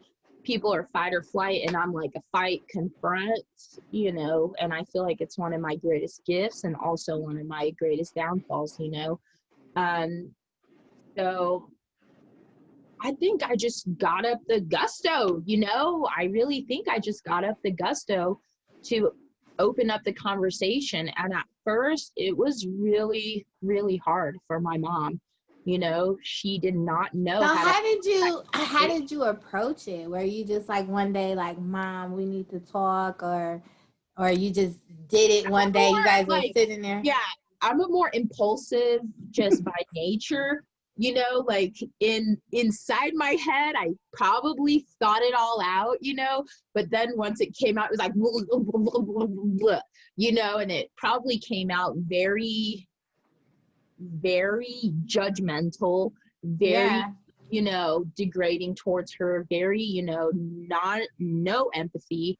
Um, so yeah, and she was not receptive for the first few conversations, but eventually she What started do you to. mean she wasn't receptive? What was she doing? She couldn't be accountable. She was just not receptive. She would cry and just make it all about her. And, you know, that just shows the guilt and shame that she was feeling in her own spirit that she had not dealt with. That when Right. I brought it up, she had buried it so far down that I think the wound was like raw, you know, so it took some time, I think, for the wound to scab over a little bit, and then like we started to talk and heal more. And as she just became more receptive, you know, I feel like I came to her very matter of factly, very, you know, tried to be as objective as I could and tried to, you know, seek understanding from her. And eventually she just became more receptive and more accountable, you know, and even now it's crazy. It's like night and day. Like she's a totally different person that I admire so much now, you know, because she has been willing to hold herself accountable for a lot of really dark and painful things. Wow. Yeah. And so tell me about the forgiveness part of that, because that's a lot too. That's a weight to Yeah. bear. Yeah. Um, Still working on forgiveness for many things, you know, but I think just as I get to know my mom more as a person and know more about her childhood, and I can ask more in depth questions to my grandma and my cousins and stuff, it becomes easier to just see her as a person and not as a like, you were supposed to be perfect. Why weren't you perfect? You know, like and as I make more mistakes now, even trying to be as mindful and as centered as possible, I still make mistakes. So it gets easier, you know, as I get older and I realize things are not so easy, you know, it doesn't always make such sense. So the forgiveness is coming, you know, as time goes on. And then also the more she acknowledges things without me having to approach her or bait her, the easier it gets because I understand that she really gets it. You know, she really understands where I'm coming from. So it takes two, you know, forgiveness is totally a two-way thing and both people have to feel it and want it. It is. And what's her what's her zodiac sign? Aquarius. Oh Lord. Yes. So stubborn, hides everything, but so sensitive. And that's like her all the way, you know. Wow. And it can be kind of aloof. You know what I'm saying? Yeah, When a things, loop. Yeah, she's like, yeah, exactly. and Yeah. especially things that are super emotional or super dark on the spectrum, they're like, that Hmm. is a personal problem. You learn how to deal with it. Okay, because I don't want to talk about this shit. Yes, exactly. Exactly. Yeah, exactly. 100%. Oh goodness. So Yeah. that is a very interesting dynamic. You know, I love my astrology, girl. Yeah. That's Well, a and very interesting dynamic. Geminis, well, me, I love conversation. I have to go both ways. I love the debate. I just enjoy. So when you have a parent who's like, figure it out on your own, don't talk to me, and you're a kid and you're like, blah, blah, blah, blah. It's a very interesting dynamic. Like you said, it's very interesting. Where do you find that balance? Yes. And I love my other fellow Geminis are gonna kill me, right? But Uh, we get a bad rep though. And this episode might not be a good example of that. But we get a pretty bad rep because everybody says that we have these multiple personalities and blah, blah, blah. And I really believe, okay, because first of all, the Gemini is the communicator of the zodiac, you know. So we're here to give information. You know what I'm saying? That's our job. You know what I'm saying? We're supposed to keep people informed via mouth. Okay. And I believe that because we're air, and like especially what you just said, we love the drama through the exaggerant, the drama, the opposition, the debate. We love all of that through conversation. And so I think it depends on how we use our gift. Like for me, this platform is great with that because, I can ask questions from different perspectives without that even being my own perspective and not be attached to it. Um, and so I think that we are just very fluid. And you said that earlier, where you can fit into any situation. Air can fit in anywhere, imitate, or not be seen at all, or like, or not be seen at all. yeah, yeah. And so we have those moments about us. You know what I'm saying? Where some days I don't want to be seen. And some days, I don't mind being seen today. You know what I'm saying? How are my eyelashes? Are they popping, girl? I don't need a feel today. Yes, yes, yes, I know. Okay. So I just had to ask what zodiac the mother was, because that's a very interesting conversation or conversion that went on between you. Yeah, and then do you want to take it like a step deeper? So my mom and my grandma are both Aquarius. Oh, that makes They sense. did not communicate at all in my mother's childhood. So that's where she's like, oh, you'll figure it out, type of thing, because that's how my grandma was with her. Like, I don't want to talk about this. You figure it out. So my mom has her nurturing as that type of behavior and her intuitiveness as that behavior. So it's like double, Wow. and knowing that also helps, understand. Exactly. And it helps dealing with them, dealing with people. But too, because like I said, I study astrology. I'm not into the horoscopes and all of that because there's so many different signs that make us up. But as far as understanding people, I found out that knowing a person's Mercury, which is kind of like how they think, their moon sign, because that's the way you express your emotions, and the Venus, which is how you express love, definitely helps understand a person. Because like I'm the perfect example. I'm a freaking sun sign Gemini girl. And I then don't even know my what that means. Oh, well, like it's we're all one and we're all in alignment, right? Yeah. So like the way the planets are arranged creates certain energy. Right. And so with your time of birth, or I don't even have to know your time, just with your date of birth, and where you're from, we could find out what signs are in each of your planets. And your planets tell how you deliver certain energy.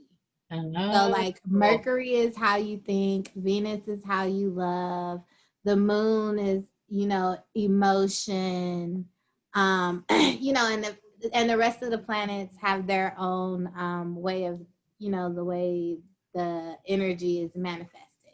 And so Okay. we all have those different signs in those different planets. So your Okay. sun sign is the characteristics that you were brought to this reality with. Okay. And then like your rising sign, where the sun sets, like mine is in Libra. So that's the mask that I wear for the world. That's what Okay. people would kind of, so when people are trying to guess what sign you are, most of the time they would guess your rising. Okay. Because that's the mask that you wear for the world. Like that's your physical features. You know what I'm saying? A lot of what you look like. Like for me, I'm a Gemini. Most Geminis do have some kind of height to them, slender. Me where I'm very curvy. I'm short and I'm super curvy. Like I have these big old hips. Like I even know. when I was tiny girl, before I started trying to put on weight, I was tiny with these like big old hips and this like little booty, you know what I'm saying? It's Yes. like, Big where did old that come? booty. Yes. It's like, where did that thing come from? But that's the Libra, Okay. those are my physical features. And even though like times you would make me angry and I would want to kill you, the Libra part of me, which believes in being fair, even with Ah. my violent temper, was like, I ain't about to bully her. Like, she ain't in her right mind. Like, that ain't even no competition. Like, I'm gonna beat her down. I was pissed, But so, like I said, those are in different signs. So when we get finished with this interview, I will definitely tell you where to go to look into that because Yeah. those are very great factors to understanding people. Yeah. I want it. Yeah, I'm gonna look into it. That sounds, yeah. Totally. And like my Venus is in Cancer. So like I'm super nurturing. I'm everybody's mama. Uh, I always got something to say about how you doing it. Well, maybe you should try it like this, baby. Don't hurt yourself. Like don't so careful. Yeah. So like I can be super nourishing, you know what I'm saying? And nurturing. Yeah. So yeah, those are those examples. But anyway, so now we're back where you and moms have had a conversation. You're still in the process of forgiving some of the things that happened. So is your grandmother still alive? Yeah. She's alive. Yeah. Oh, nice. So have you had conversations with her too? Yes. And so that's also like some things that have helped with my mom is because my grandma acknowledges that she was a horrible mom, that she was absent. She would leave my mom for weeks at a time. Yeah, she would leave her as a child for weeks at a time. And, like my uncle and aunt, they make fun of her. They're like, oh, she was so scared. She would call us all the time, home alone. But she was home alone a lot of the time as a young child, like 6, 7, 8 years old, And then she would care for my great grandmother, which was her grandmother, who had breast cancer and was kind of alone, and my grandma acknowledges the damage that that did to my mom, and she's very aware of it. And she just feels like she shouldn't have had kids. She feels like she was a horrible mom and she was not there for my mom at all, you know. And that's a really, that's I'm so glad that you said that because that's another thing that goes on and especially with these upcoming children that have been, born during this I like to call thought era. Mhm. This Mhm. side bitch era where like all of a sudden now this is a popular thing. This is what people are aspiring to be. Yeah. Um, there are a lot of women that end up pregnant from these affairs and they don't want these babies. Right. but they still, like we all have that guilt and shame. And so you give birth to this child that you really resent. And who the hell can you say that out loud to? Exactly. And I feel like that is such a huge conversation. Me getting closer to 30, I'm thinking about kids. I'm thinking about what do I want? And I'm meeting with moms who, when they had their baby, they didn't connect right away. And I feel like this is an important thing to talk about is if you are having a child for any other reason than I am I know that I am meant to have this child and I know it in my soul. I know this is my child. Do not endanger a child. Do not endanger a child. You never want a child to grow up feeling resented, feeling hatred. And if you have a kid for money, for status, for any other reason than, like I said, I feel like I'm called to birth a child, then you will resent that child, and it's so painful because I know the resentment my mother carried for my mom. I know that my mom had those same resentments, and it is a cycle. Children feel it. We feel that resentment, we feel it. And everyone has a different belief on abortion or whatever. But in my heart, the most important thing is the life of the child and how they're going to feel. That's how I feel. Girl, that was so powerful. And what you just said right now, because I never thought of it like that. To have a kid or to give birth to your beautiful creation and you don't want it is child endangerment. It is. It's abuse. It's child abuse. Yeah, I absolutely. never looked at it like that. Yeah, absolutely. Oh, wow. Yeah. And it's self-abuse, honestly. You're abusing yourself by letting societal influences and social influences, dictate the value that you put on yourself. Also, it's so much. Oh my goodness. I never looked at it like that. But that is exactly what it is. It And is. especially in environments that you and I have been in, we come across a lot of women. Um, I hate to say it, but it's true. You come across a lot of women that, then they didn't want to have children. And so it's the late nights, and sometimes you're looking like, damn, like Yeah. when are you gonna go pick up your kid? Like, Yes, I know. I know.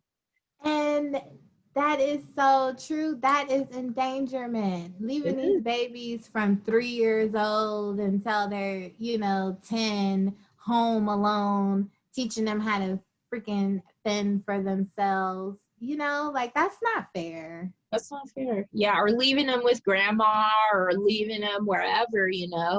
And I think another part of it too is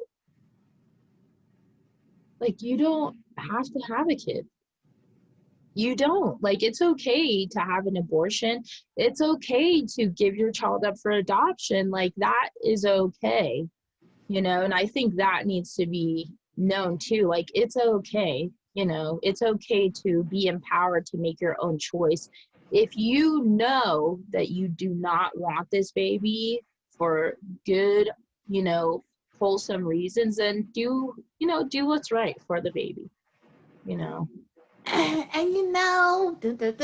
that's so true because you have to do what's right for you. Whatever you believe, you manifest, right? Mm. And what, honestly, my fellow Gemini, okay, Ah! what makes something a fact? Right, Seriously, what right, makes it a fact? right.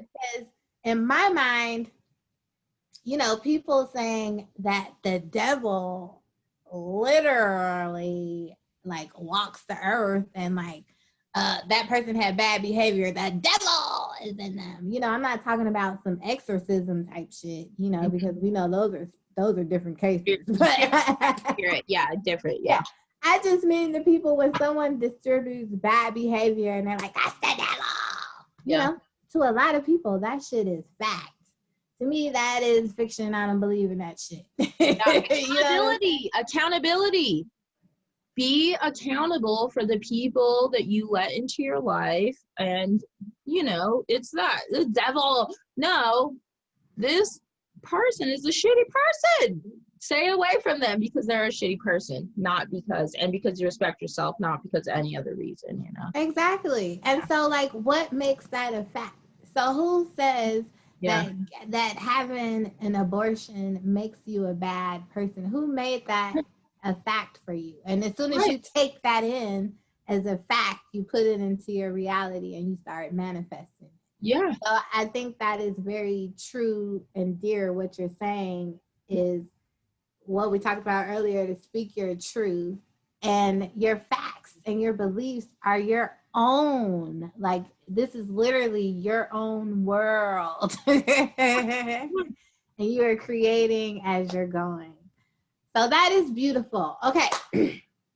So we talked to Granny, and Granny has opened up some of the blinders, you know, and kind of, you know, put the headlights on some things that were going on with your mother. So if I'm right, you told me that you had a sibling, a little brother. Yeah, my younger brother. He's 8 years younger than me. Oh, wow. And so your mother birthed him, or is that a father? Yes, correct. Yeah. And so how was his upbringing? Because, I mean, 8 years is a huge gap. It was huge. And his childhood was horrible, you know, because you have to think, I was raising him as an 8-year-old. He's a newborn, and I was already aggressive. You know, by the time he was 2 years old, I was 10, 11, depending, you know, and he was my punching bag. I was so incredibly abusive to him, and I hate it, you know, but I don't feel any more guilt. But he was my punching bag. I severely abused him constantly throughout his entire childhood, I would say, until he was probably 5 or 5 years old. And then he started showing, of course, signs of anger, aggression, self-abuse. He would like bang his head on the concrete on the sidewalk until, you know, he would crack his head open. And, you know, looking back, it was like the cycle. I had just been abused. I was abusing, and then he started abusing himself just like I did. And then he became angry with others, you know, and it, like, literally, it's like, that's how it happens, you know, generation after generation of hurt is literally how it goes. And, you know, for a while I was his guardian. He was like 16 at that time. Or how old was he? No, he was 13 at that time. So I was still really young, dancing, drugs, drinking, you know. And I sent him back to live with my mom, and everything spiraled for him. You know, he ended up having it really hard. He's in jail right now, you know, and he's going to be turning 22, awaiting a trial, you know, or awaiting a sentencing. And it really shows like the cycle of self-hatred or abuse, self-hatred, then turning it back, how it affects. And that is why the incarceration rate in this country, that is why all of the civil protests that are going on right now, it means so much to me, because it's just resources. Like, if my mom would have had the resources to be a better parent, I could have had the resources to be a better, you know, and then he would have had the resources, or maybe not even suffered that. If maybe he wouldn't be incarcerated right now, you know, and looking at such a long time. So he really got the worst end because he's the earliest in the line, you know. So whoever's the smallest, they get all of it. They get dumped on everything. you know, just because that's how abuse works. You pick the smallest, and that's the person that you abuse, you know. So unfortunately, he is struggling with all of this right now, and he's locked in a box where he can't even really process it. Like how we're saying, get air, get outside, connect with nature. You know, he doesn't get that there. They don't allow books. They don't have a library. They don't allow letters. They don't allow postcards. They don't allow video visitations. What is he in solitary? No, Isn't he, that illegal? yeah, it should be. But a privatized prison or a privatized jail, they can pretty much do whatever you want. You know, I've complained, my mom has complained, and it doesn't matter. They do not care. Yeah. And it's like, me, I had the opportunity to connect, to go inward, to feel something more. And I feel so bad for him and everyone in that position, because how how do you believe in something more? Honestly, how? You know, I don't, you know, and it's hard for me. I just have to tell him, like, you just have to trust your journey, you know, because how do you even, you know, tell someone like it's going to be all right? You I know, know. Yeah. yeah, you know, and it's horrible, you know, and I try so much. He calls me. We can email back and forth. So email and calls. But I really try my best now that I understand the damage I have done. I am so intentional with our conversations. I am so intentional with every little thing that I say, that I respond, that I hear from him, you know, just to try to be that person for him, you know, as a way to pay it back, you know. Yeah. And so the question is, now being on the other end of this, how do you forgive self when you have guilt and you were the abuser? Letters to myself, writing letters to my childhood self, you know, and talking, you know, telling people that you have or that I have sexually abused children is a horrible feeling, but I am not alone. You know, people don't talk about it, but it is so common, It's because very common it's and it so happens in common. every freaking family. So common, yeah. And it is, I can't even speak to how unrare it is, how Yeah, it's too common. yeah, it's so, and And I that's so common that it's scary because you learned this behavior from an adult. exactly. And that is, I think, in the letters, I make sure to remind my childhood self, you were just acting. You were acting. I didn't know. I had no idea, you know, and where would you even learn something like that?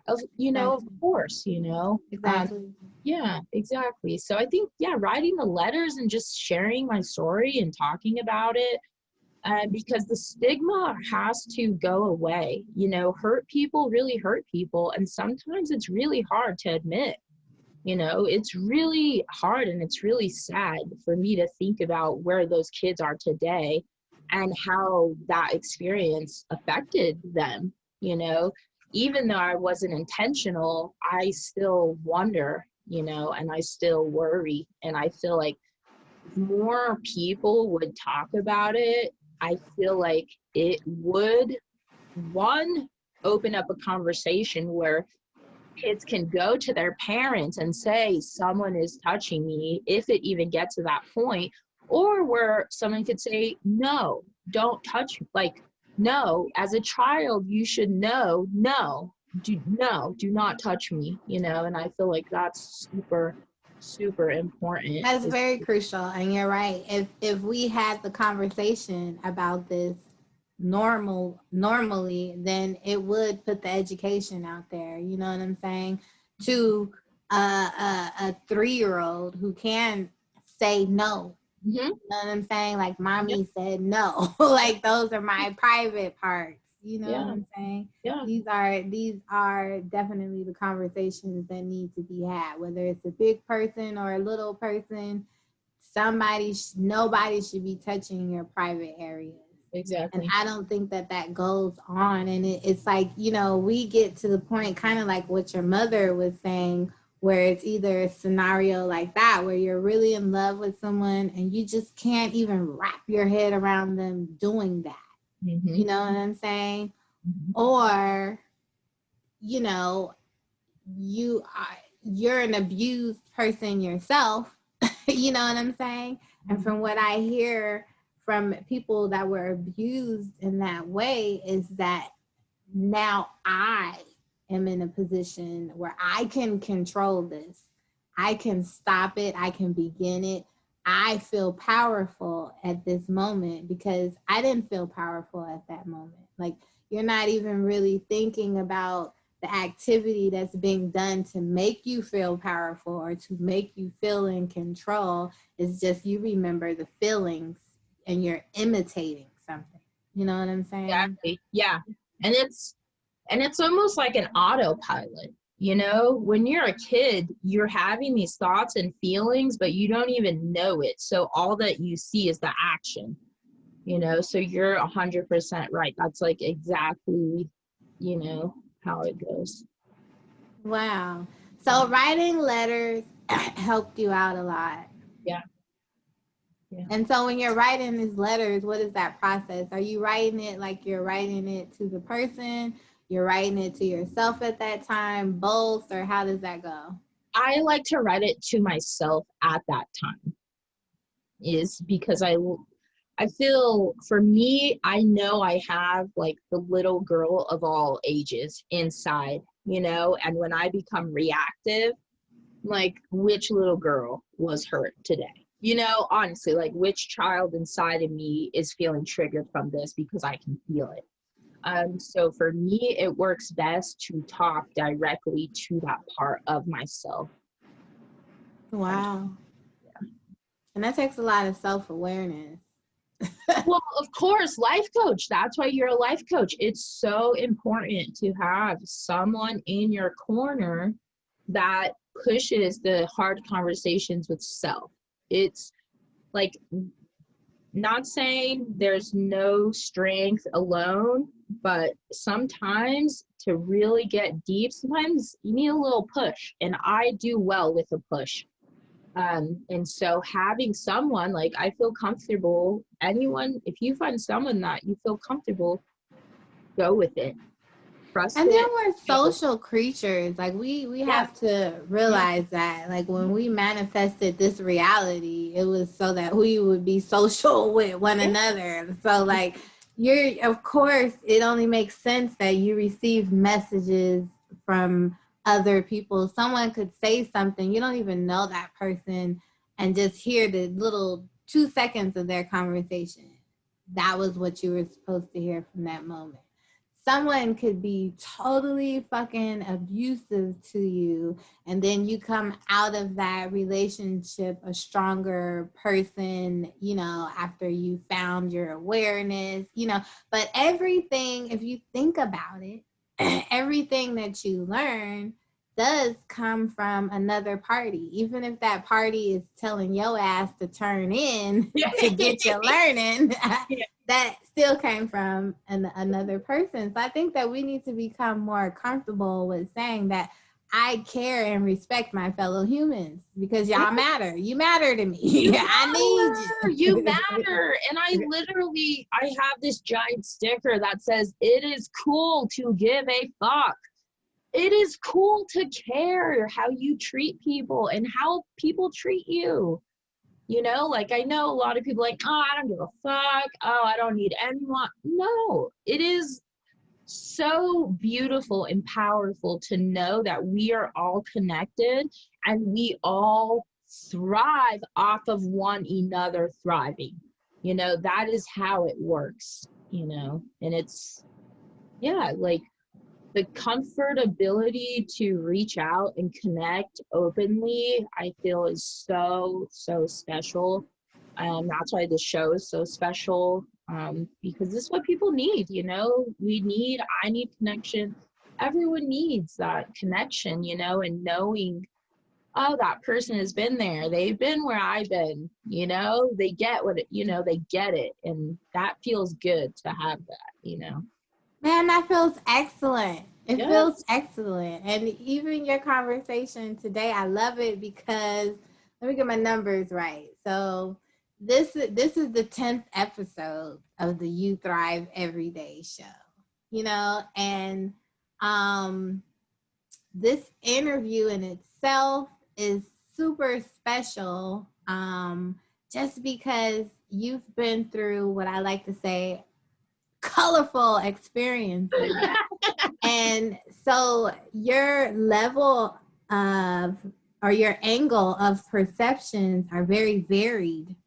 You have a variety of different perceptions because you've been on different sides of the playing field in this thing we call life.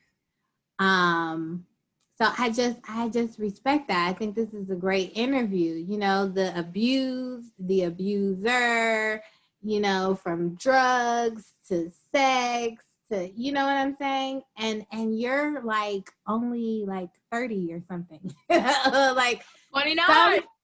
some of these, no, but seriously, like some people croak before they learn these lessons in this time space reality. You know what I mean? There's people that are 50 that don't have this level of awareness.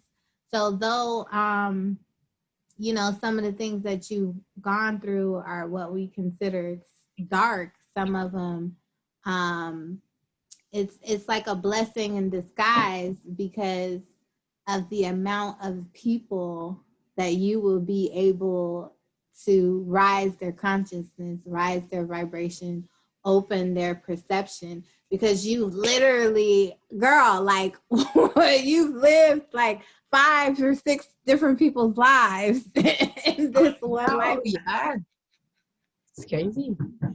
That's like so much spiritual knowledge, you know what I'm saying? So I'm so proud of you.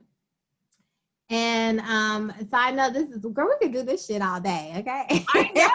I know. I'm like, oh, I know. Emotions, feelings. It feels so good Yeah, to share. Yes. it does. It feels great. Okay. So all right. So we talked about brother and what's going on with him and the healing that you guys are still in the process of going through and all that love there. And so tell me about now. What's going on with Shante now? So now I am unemployed, and I'm just doing some virtual training. So I'm a certified personal trainer and corrective exercise specialist. And I've been doing virtual trainings and I'm working on a book.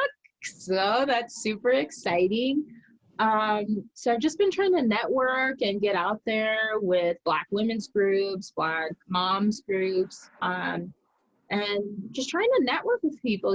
Like I said, I feel the community is so important in connecting with people, and sharing, diminishing guilt, shame, empowering. So I've really been working on just trying to get out there and meet inspiring, amazing creatives, and artists, and keep pushing myself to create, keep pushing myself to create. It's kind of crazy how I lost my job. But with the George Floyd killing, Breonna Taylor and everything, the professional environment where I was at with a white boss who was saying incredibly racist things to me, incredibly racist things around me, I couldn't take it anymore. I literally just couldn't take it anymore. And I'm happier now, not really knowing what's next than I was, being a fucking sellout and going in there every day, helping this person make money, So really it's that daily truth. Where am I at? So that I can kind of be either push myself or be a little gentle on myself, since it's such a huge transition for me, you know, going from working for someone kind of to, okay, passion project, let's see what I can do, you know. All right. So, so we're doing virtual fitness, you said? Yes, yeah. So what does that mean? Do you have like an app going on or? Oh, so it's really easy. Just how we're on the Zoom, I just call up my people, and depending on their limitations, their goals, we'll go through an entire circuit with them, an hour Oh, long. that's really cool. Yeah, exactly. And also Oh, do right at home programs for those people who are accountable and they are motivated. You know, they just are a little bored, things like that. But fitness, you know, that was my journey to self. So I think that's why I love to give this to my clients in their journey to self, you know, the movement and the breath, how much it ripples out. So I love doing that. that's really cool. Yeah. So I know you like, duh, girl. No, No, but I just visualized it in my mind. Like, that's so cool, you know, for the chick, you know, because I'm a life coach, but, you know, a health coach also. So, you know, you do have those clients that, like, I mean, literally, they are at such a low place on that ladder where, I mean, it's almost become for some social anxiety to even just like go to the grocery store. It's a lot. You know what I'm saying? And for those type of clients, like that is a beautiful thing. Like right there in your own space where you're comfortable, you and your coach, your fitness trainer can get it done. Like right there. That's really cool. So Yeah. that's a good thing about um what do people call this shit? I'm so out of the The loop with Zoom, the I don't Rona. know, the streaming, live stream, I don't know. Yeah, and the Yeah, Rona that's yeah, going around here, you know, yes. that's I noticed too that people are getting a lot more creative. That is so cool with this whole pandemic thing going on. But Well, yeah, that is a great service. you adapt. So, yeah. Yeah, I that's a think great it's service. nice. It's nice not having to commute and drive, you know. Honestly, the Yeah. Zoom is nice. I'm, you know, I'm into it. Yeah. Yeah, I like it. Yeah, I'm into it. Mm. Yeah, we are very similar in a lot of ways. That's hilarious. Yeah. Okay. Yeah, I'm into Because it. I've been so passive too. I feel like it's Yeah. not on my scale, dude. Like, Yeah, and also like the resisting, right? What does that get you? What does it get? It exactly. So I'm like, I'm into it. This is what we're doing. So like, and also you're saying when you're so low on the ladder, basic things give you anxiety, right? I'm running 5 minutes late. I don't have my lunch. I don't have this. I don't have that, you know? So I think readjusting, okay, why do I do this thing? Do I do it because this is what people are supposed to do, or do I actually enjoy doing this thing? You know, what do I choose? And I think that's the empowering of like, you choose. Okay, the grocery store gives you anxiety, get it delivered. Okay, don't go, get it delivered, stay home. If that's going to stress you out, then don't do it. That's okay, you know. yeah. And yeah, and that's okay. But yeah, the resisting part of like all COVID and everything, I don't know, I don't know. And No, I I mean, I figure this time space reality like a video game. I yeah, think that's the only way that I can like explain it to myself and other people, right? So yeah, like you have Grand Theft Auto and everybody who plays Grand Theft Auto, the board looks the same. So yeah, that's the world. You know what I'm saying? If uh-huh, somebody goes to Egypt, they see the same, you know, pyramid there, blah, blah, blah, same spot. That's the simulation, right? yeah, And so this physical body is the person running around in Grand Theft Auto. So, you know, and then spirit, your spiritual self is the person with the damn joystick. Like, exactly. okay. Choosing. Yep. And then the universe is like the health that pops up. You know what I'm saying? Like your health is low. Here goes some health right there. The gun Yep. you need to shoot up the criminal, it Yeah. comes right there. And the universe just makes it happen because that's what you need. So it creates the components to get you what you want. All you have to do is have the freaking desire, right? And so Exactly. that's the way I feel with the Rona, is Uh-huh. that it's part of the simulation. You know Mm-hmm. what I'm saying? Yeah. But, let's say the simulation is this big purple cloud. I think that's like Fortnite, one of these kids' games. I don't Yeah, man. know. Just watch these babies go, I do not know. Yeah. Like they're all into that Have stuff. But I can conversation get the piece Grand with the Theft kids. Auto though, because I'm into that. I know that. So I'm I like, used to all this play that back in the day. oh, me too. I mean, come on. That's like prime, starting the war. Oh, and then you get all the cheat codes. You got the helicopter too. And you getting everybody. Yes, like I'm bringing all the cops. I'm getting it popping. You get Yes. on my nerves because that's what I would do. I would play a little bit and do the objectives, but that was my deal, was try to get all the stars, get the po-po Yes. coming, the helicopters. Then I got infinite amount of bullets. Whoa, whoa, whoa, whoa. Yes, exactly. Starting the war. I know. That's so See, funny. and Yes. that's a perfect example of how this life works. You know what Yeah. I'm saying? You got the banker who's inside of the building next to the building that you're shooting down. It's different players.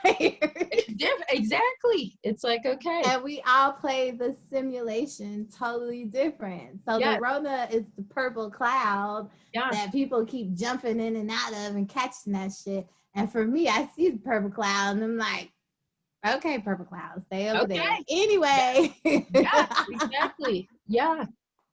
Yeah. Okay, so I love it. Okay, so do you have a website, or like where can people contact you if they're trying to get some virtual fitness going on? So I do have a website. It's slamping.net, slamping.net. You can find my poetry there and just a couple of writing things. I'm trying to get that together, so don't judge if it's looking a little rough. But the writing is in there and the poetry is really good, so please check it out. And Instagram, let's_surrender. Pretty easy. But yeah. And okay. So we have the website and then we have the Instagram. And then you also do poetry. Yeah. Okay, we'll talk about it after the interview. I'm like, Yeah. girl, I know somebody that do publishing. If you got a book that you want to put together. Yes. And then too, in our group, the You Thrive Everyday group, I also, under art, like sometimes I do post people's poems, but at any given time, if you have artwork or poems that you want to put up there, you're definitely welcome to do that. That's what the creative space is about. Yeah, I have this. Look. Yeah, let's hear it. Okay, yes.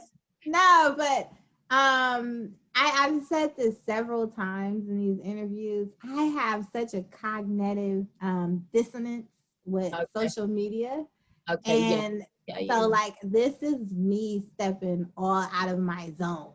You know what I mean? With the show, with the group. And so sometimes it can be like overwhelming. But I've been super consistent with it because this is such a powerful thing. And I just have a hard time. So like I am in a process right now of working on more videos to put up so that people can kind of catch the vibe of what's going on. Because I know some people look at the group and they're like, it's a bunch of sometimes inappropriate memes.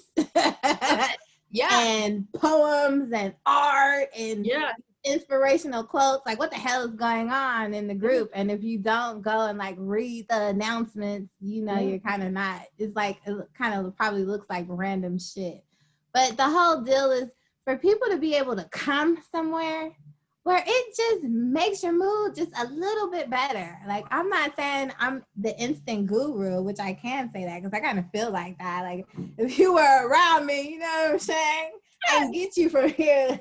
Yes. I feel like You're like, that's I my know. purpose. Say you know, girl, you know. Yes. That's my Yes. purpose in life. I've been running this marathon my whole life. You know what I'm saying? Yes. Trying to be turned up all the time. Yeah. So that's what it is about. Just being able to come to a space, and whether it's laugh at an inappropriate meme or see a picture or a poem or artistic picture, and it's just like instead of coming down your news feed and it's like, what the hell is this? Sometimes you like, that is my friend, but girl, what is what is Yeah. that? Yeah. Yes. Or when Absolutely. you're trying to stay away from the news, and so now we have so much content that people can actually go to topics and go under inspirational quotes, and you can literally sit there for like an hour and a half and just read a whole bunch of different inspirational quotes. Or Yeah. sometimes I try to give a little bit of information, sparks people's brains, Yeah. business quotes, self-help, anxiety, anything that's self-help. So yeah, that's what this group is. And here in a little while too, I'll also be offering services like mini courses. Because especially now in this pandemic, I feel like everybody's emotions are either super erratic or people are super stoic, you know? And we need a balance, because your emotions help you manifest. Yes. And we want everybody to manifest these beautiful fairy tales that they have in their heart. You know what I mean? Yes. Because you wouldn't feel that beautiful fairy tale if it wasn't possible. Exactly. And so that's a part of our purpose. So that is what this You Thrive show is about. And I appreciate this interview today because it was very colorful. We got to talk about your life. We got to talk about a lot of spiritual things. We got to talk about the importance of fitness and movement. I don't even want to use the word fitness, movement. Yeah. And breathing and just speaking your truth. No matter how supposed bad that sounds to self, just to speak your truth and accept where you are at that moment. So we have covered a lot, and I am so thankful for you being open enough and vulnerable enough to share your experiences, your viewpoints, what you were feeling. I mean, girl, you let me all up in your space, in that brain space, girl, all up in your business. What they say, Kool-Aid, girl. Kool-Aid. Yes. I was all up in there. Look, Oprah who? No. Yeah. So I do. I appreciate you so much, Shante. This was a very great interview. I cannot say enough either how proud I am of you. You have come a long way. I respect your honesty. Like, you are just what is it called? I don't want to get the term wrong. What do they call it? Abominable woman. Is that the word? Something like that. Where Okay. it's just like boom, you're explosive, Yes. and it's in a great way. You know what I mean? You're explosive, you're out there, you're not afraid to try, you're not afraid of the backlash. I can tell you're more fearless. You know what I'm saying? It's more gun ho. Like, if this is gonna be good, let's do it. Why are we questioning? Let's go. Like, I can totally feel that energy from you, and that's a beautiful thing. I want to wish you good luck with your clients. And again, please give your website so people can get on to this virtual coaching. I think that's a great thing. This fitness. Yeah, contact me. slamping.net is my poetry. And for training, contact me at let's_surrender on Instagram. Okay. Well, Yes. we're going to wrap this interview up. I want to thank everybody for tuning in to the spectacular interview. And we will catch you guys again on the next episode of You Thrive Every Day. I want everybody to have a miraculous day. Love on each other. Find love everywhere. It's everywhere. Even in that bug that is so annoying and will not stop flying. Even that mosquito that just bit your ass. And that's annoying because they leave marks on me. I'm kind of allergic. Find the love. Love you guys. Peace out.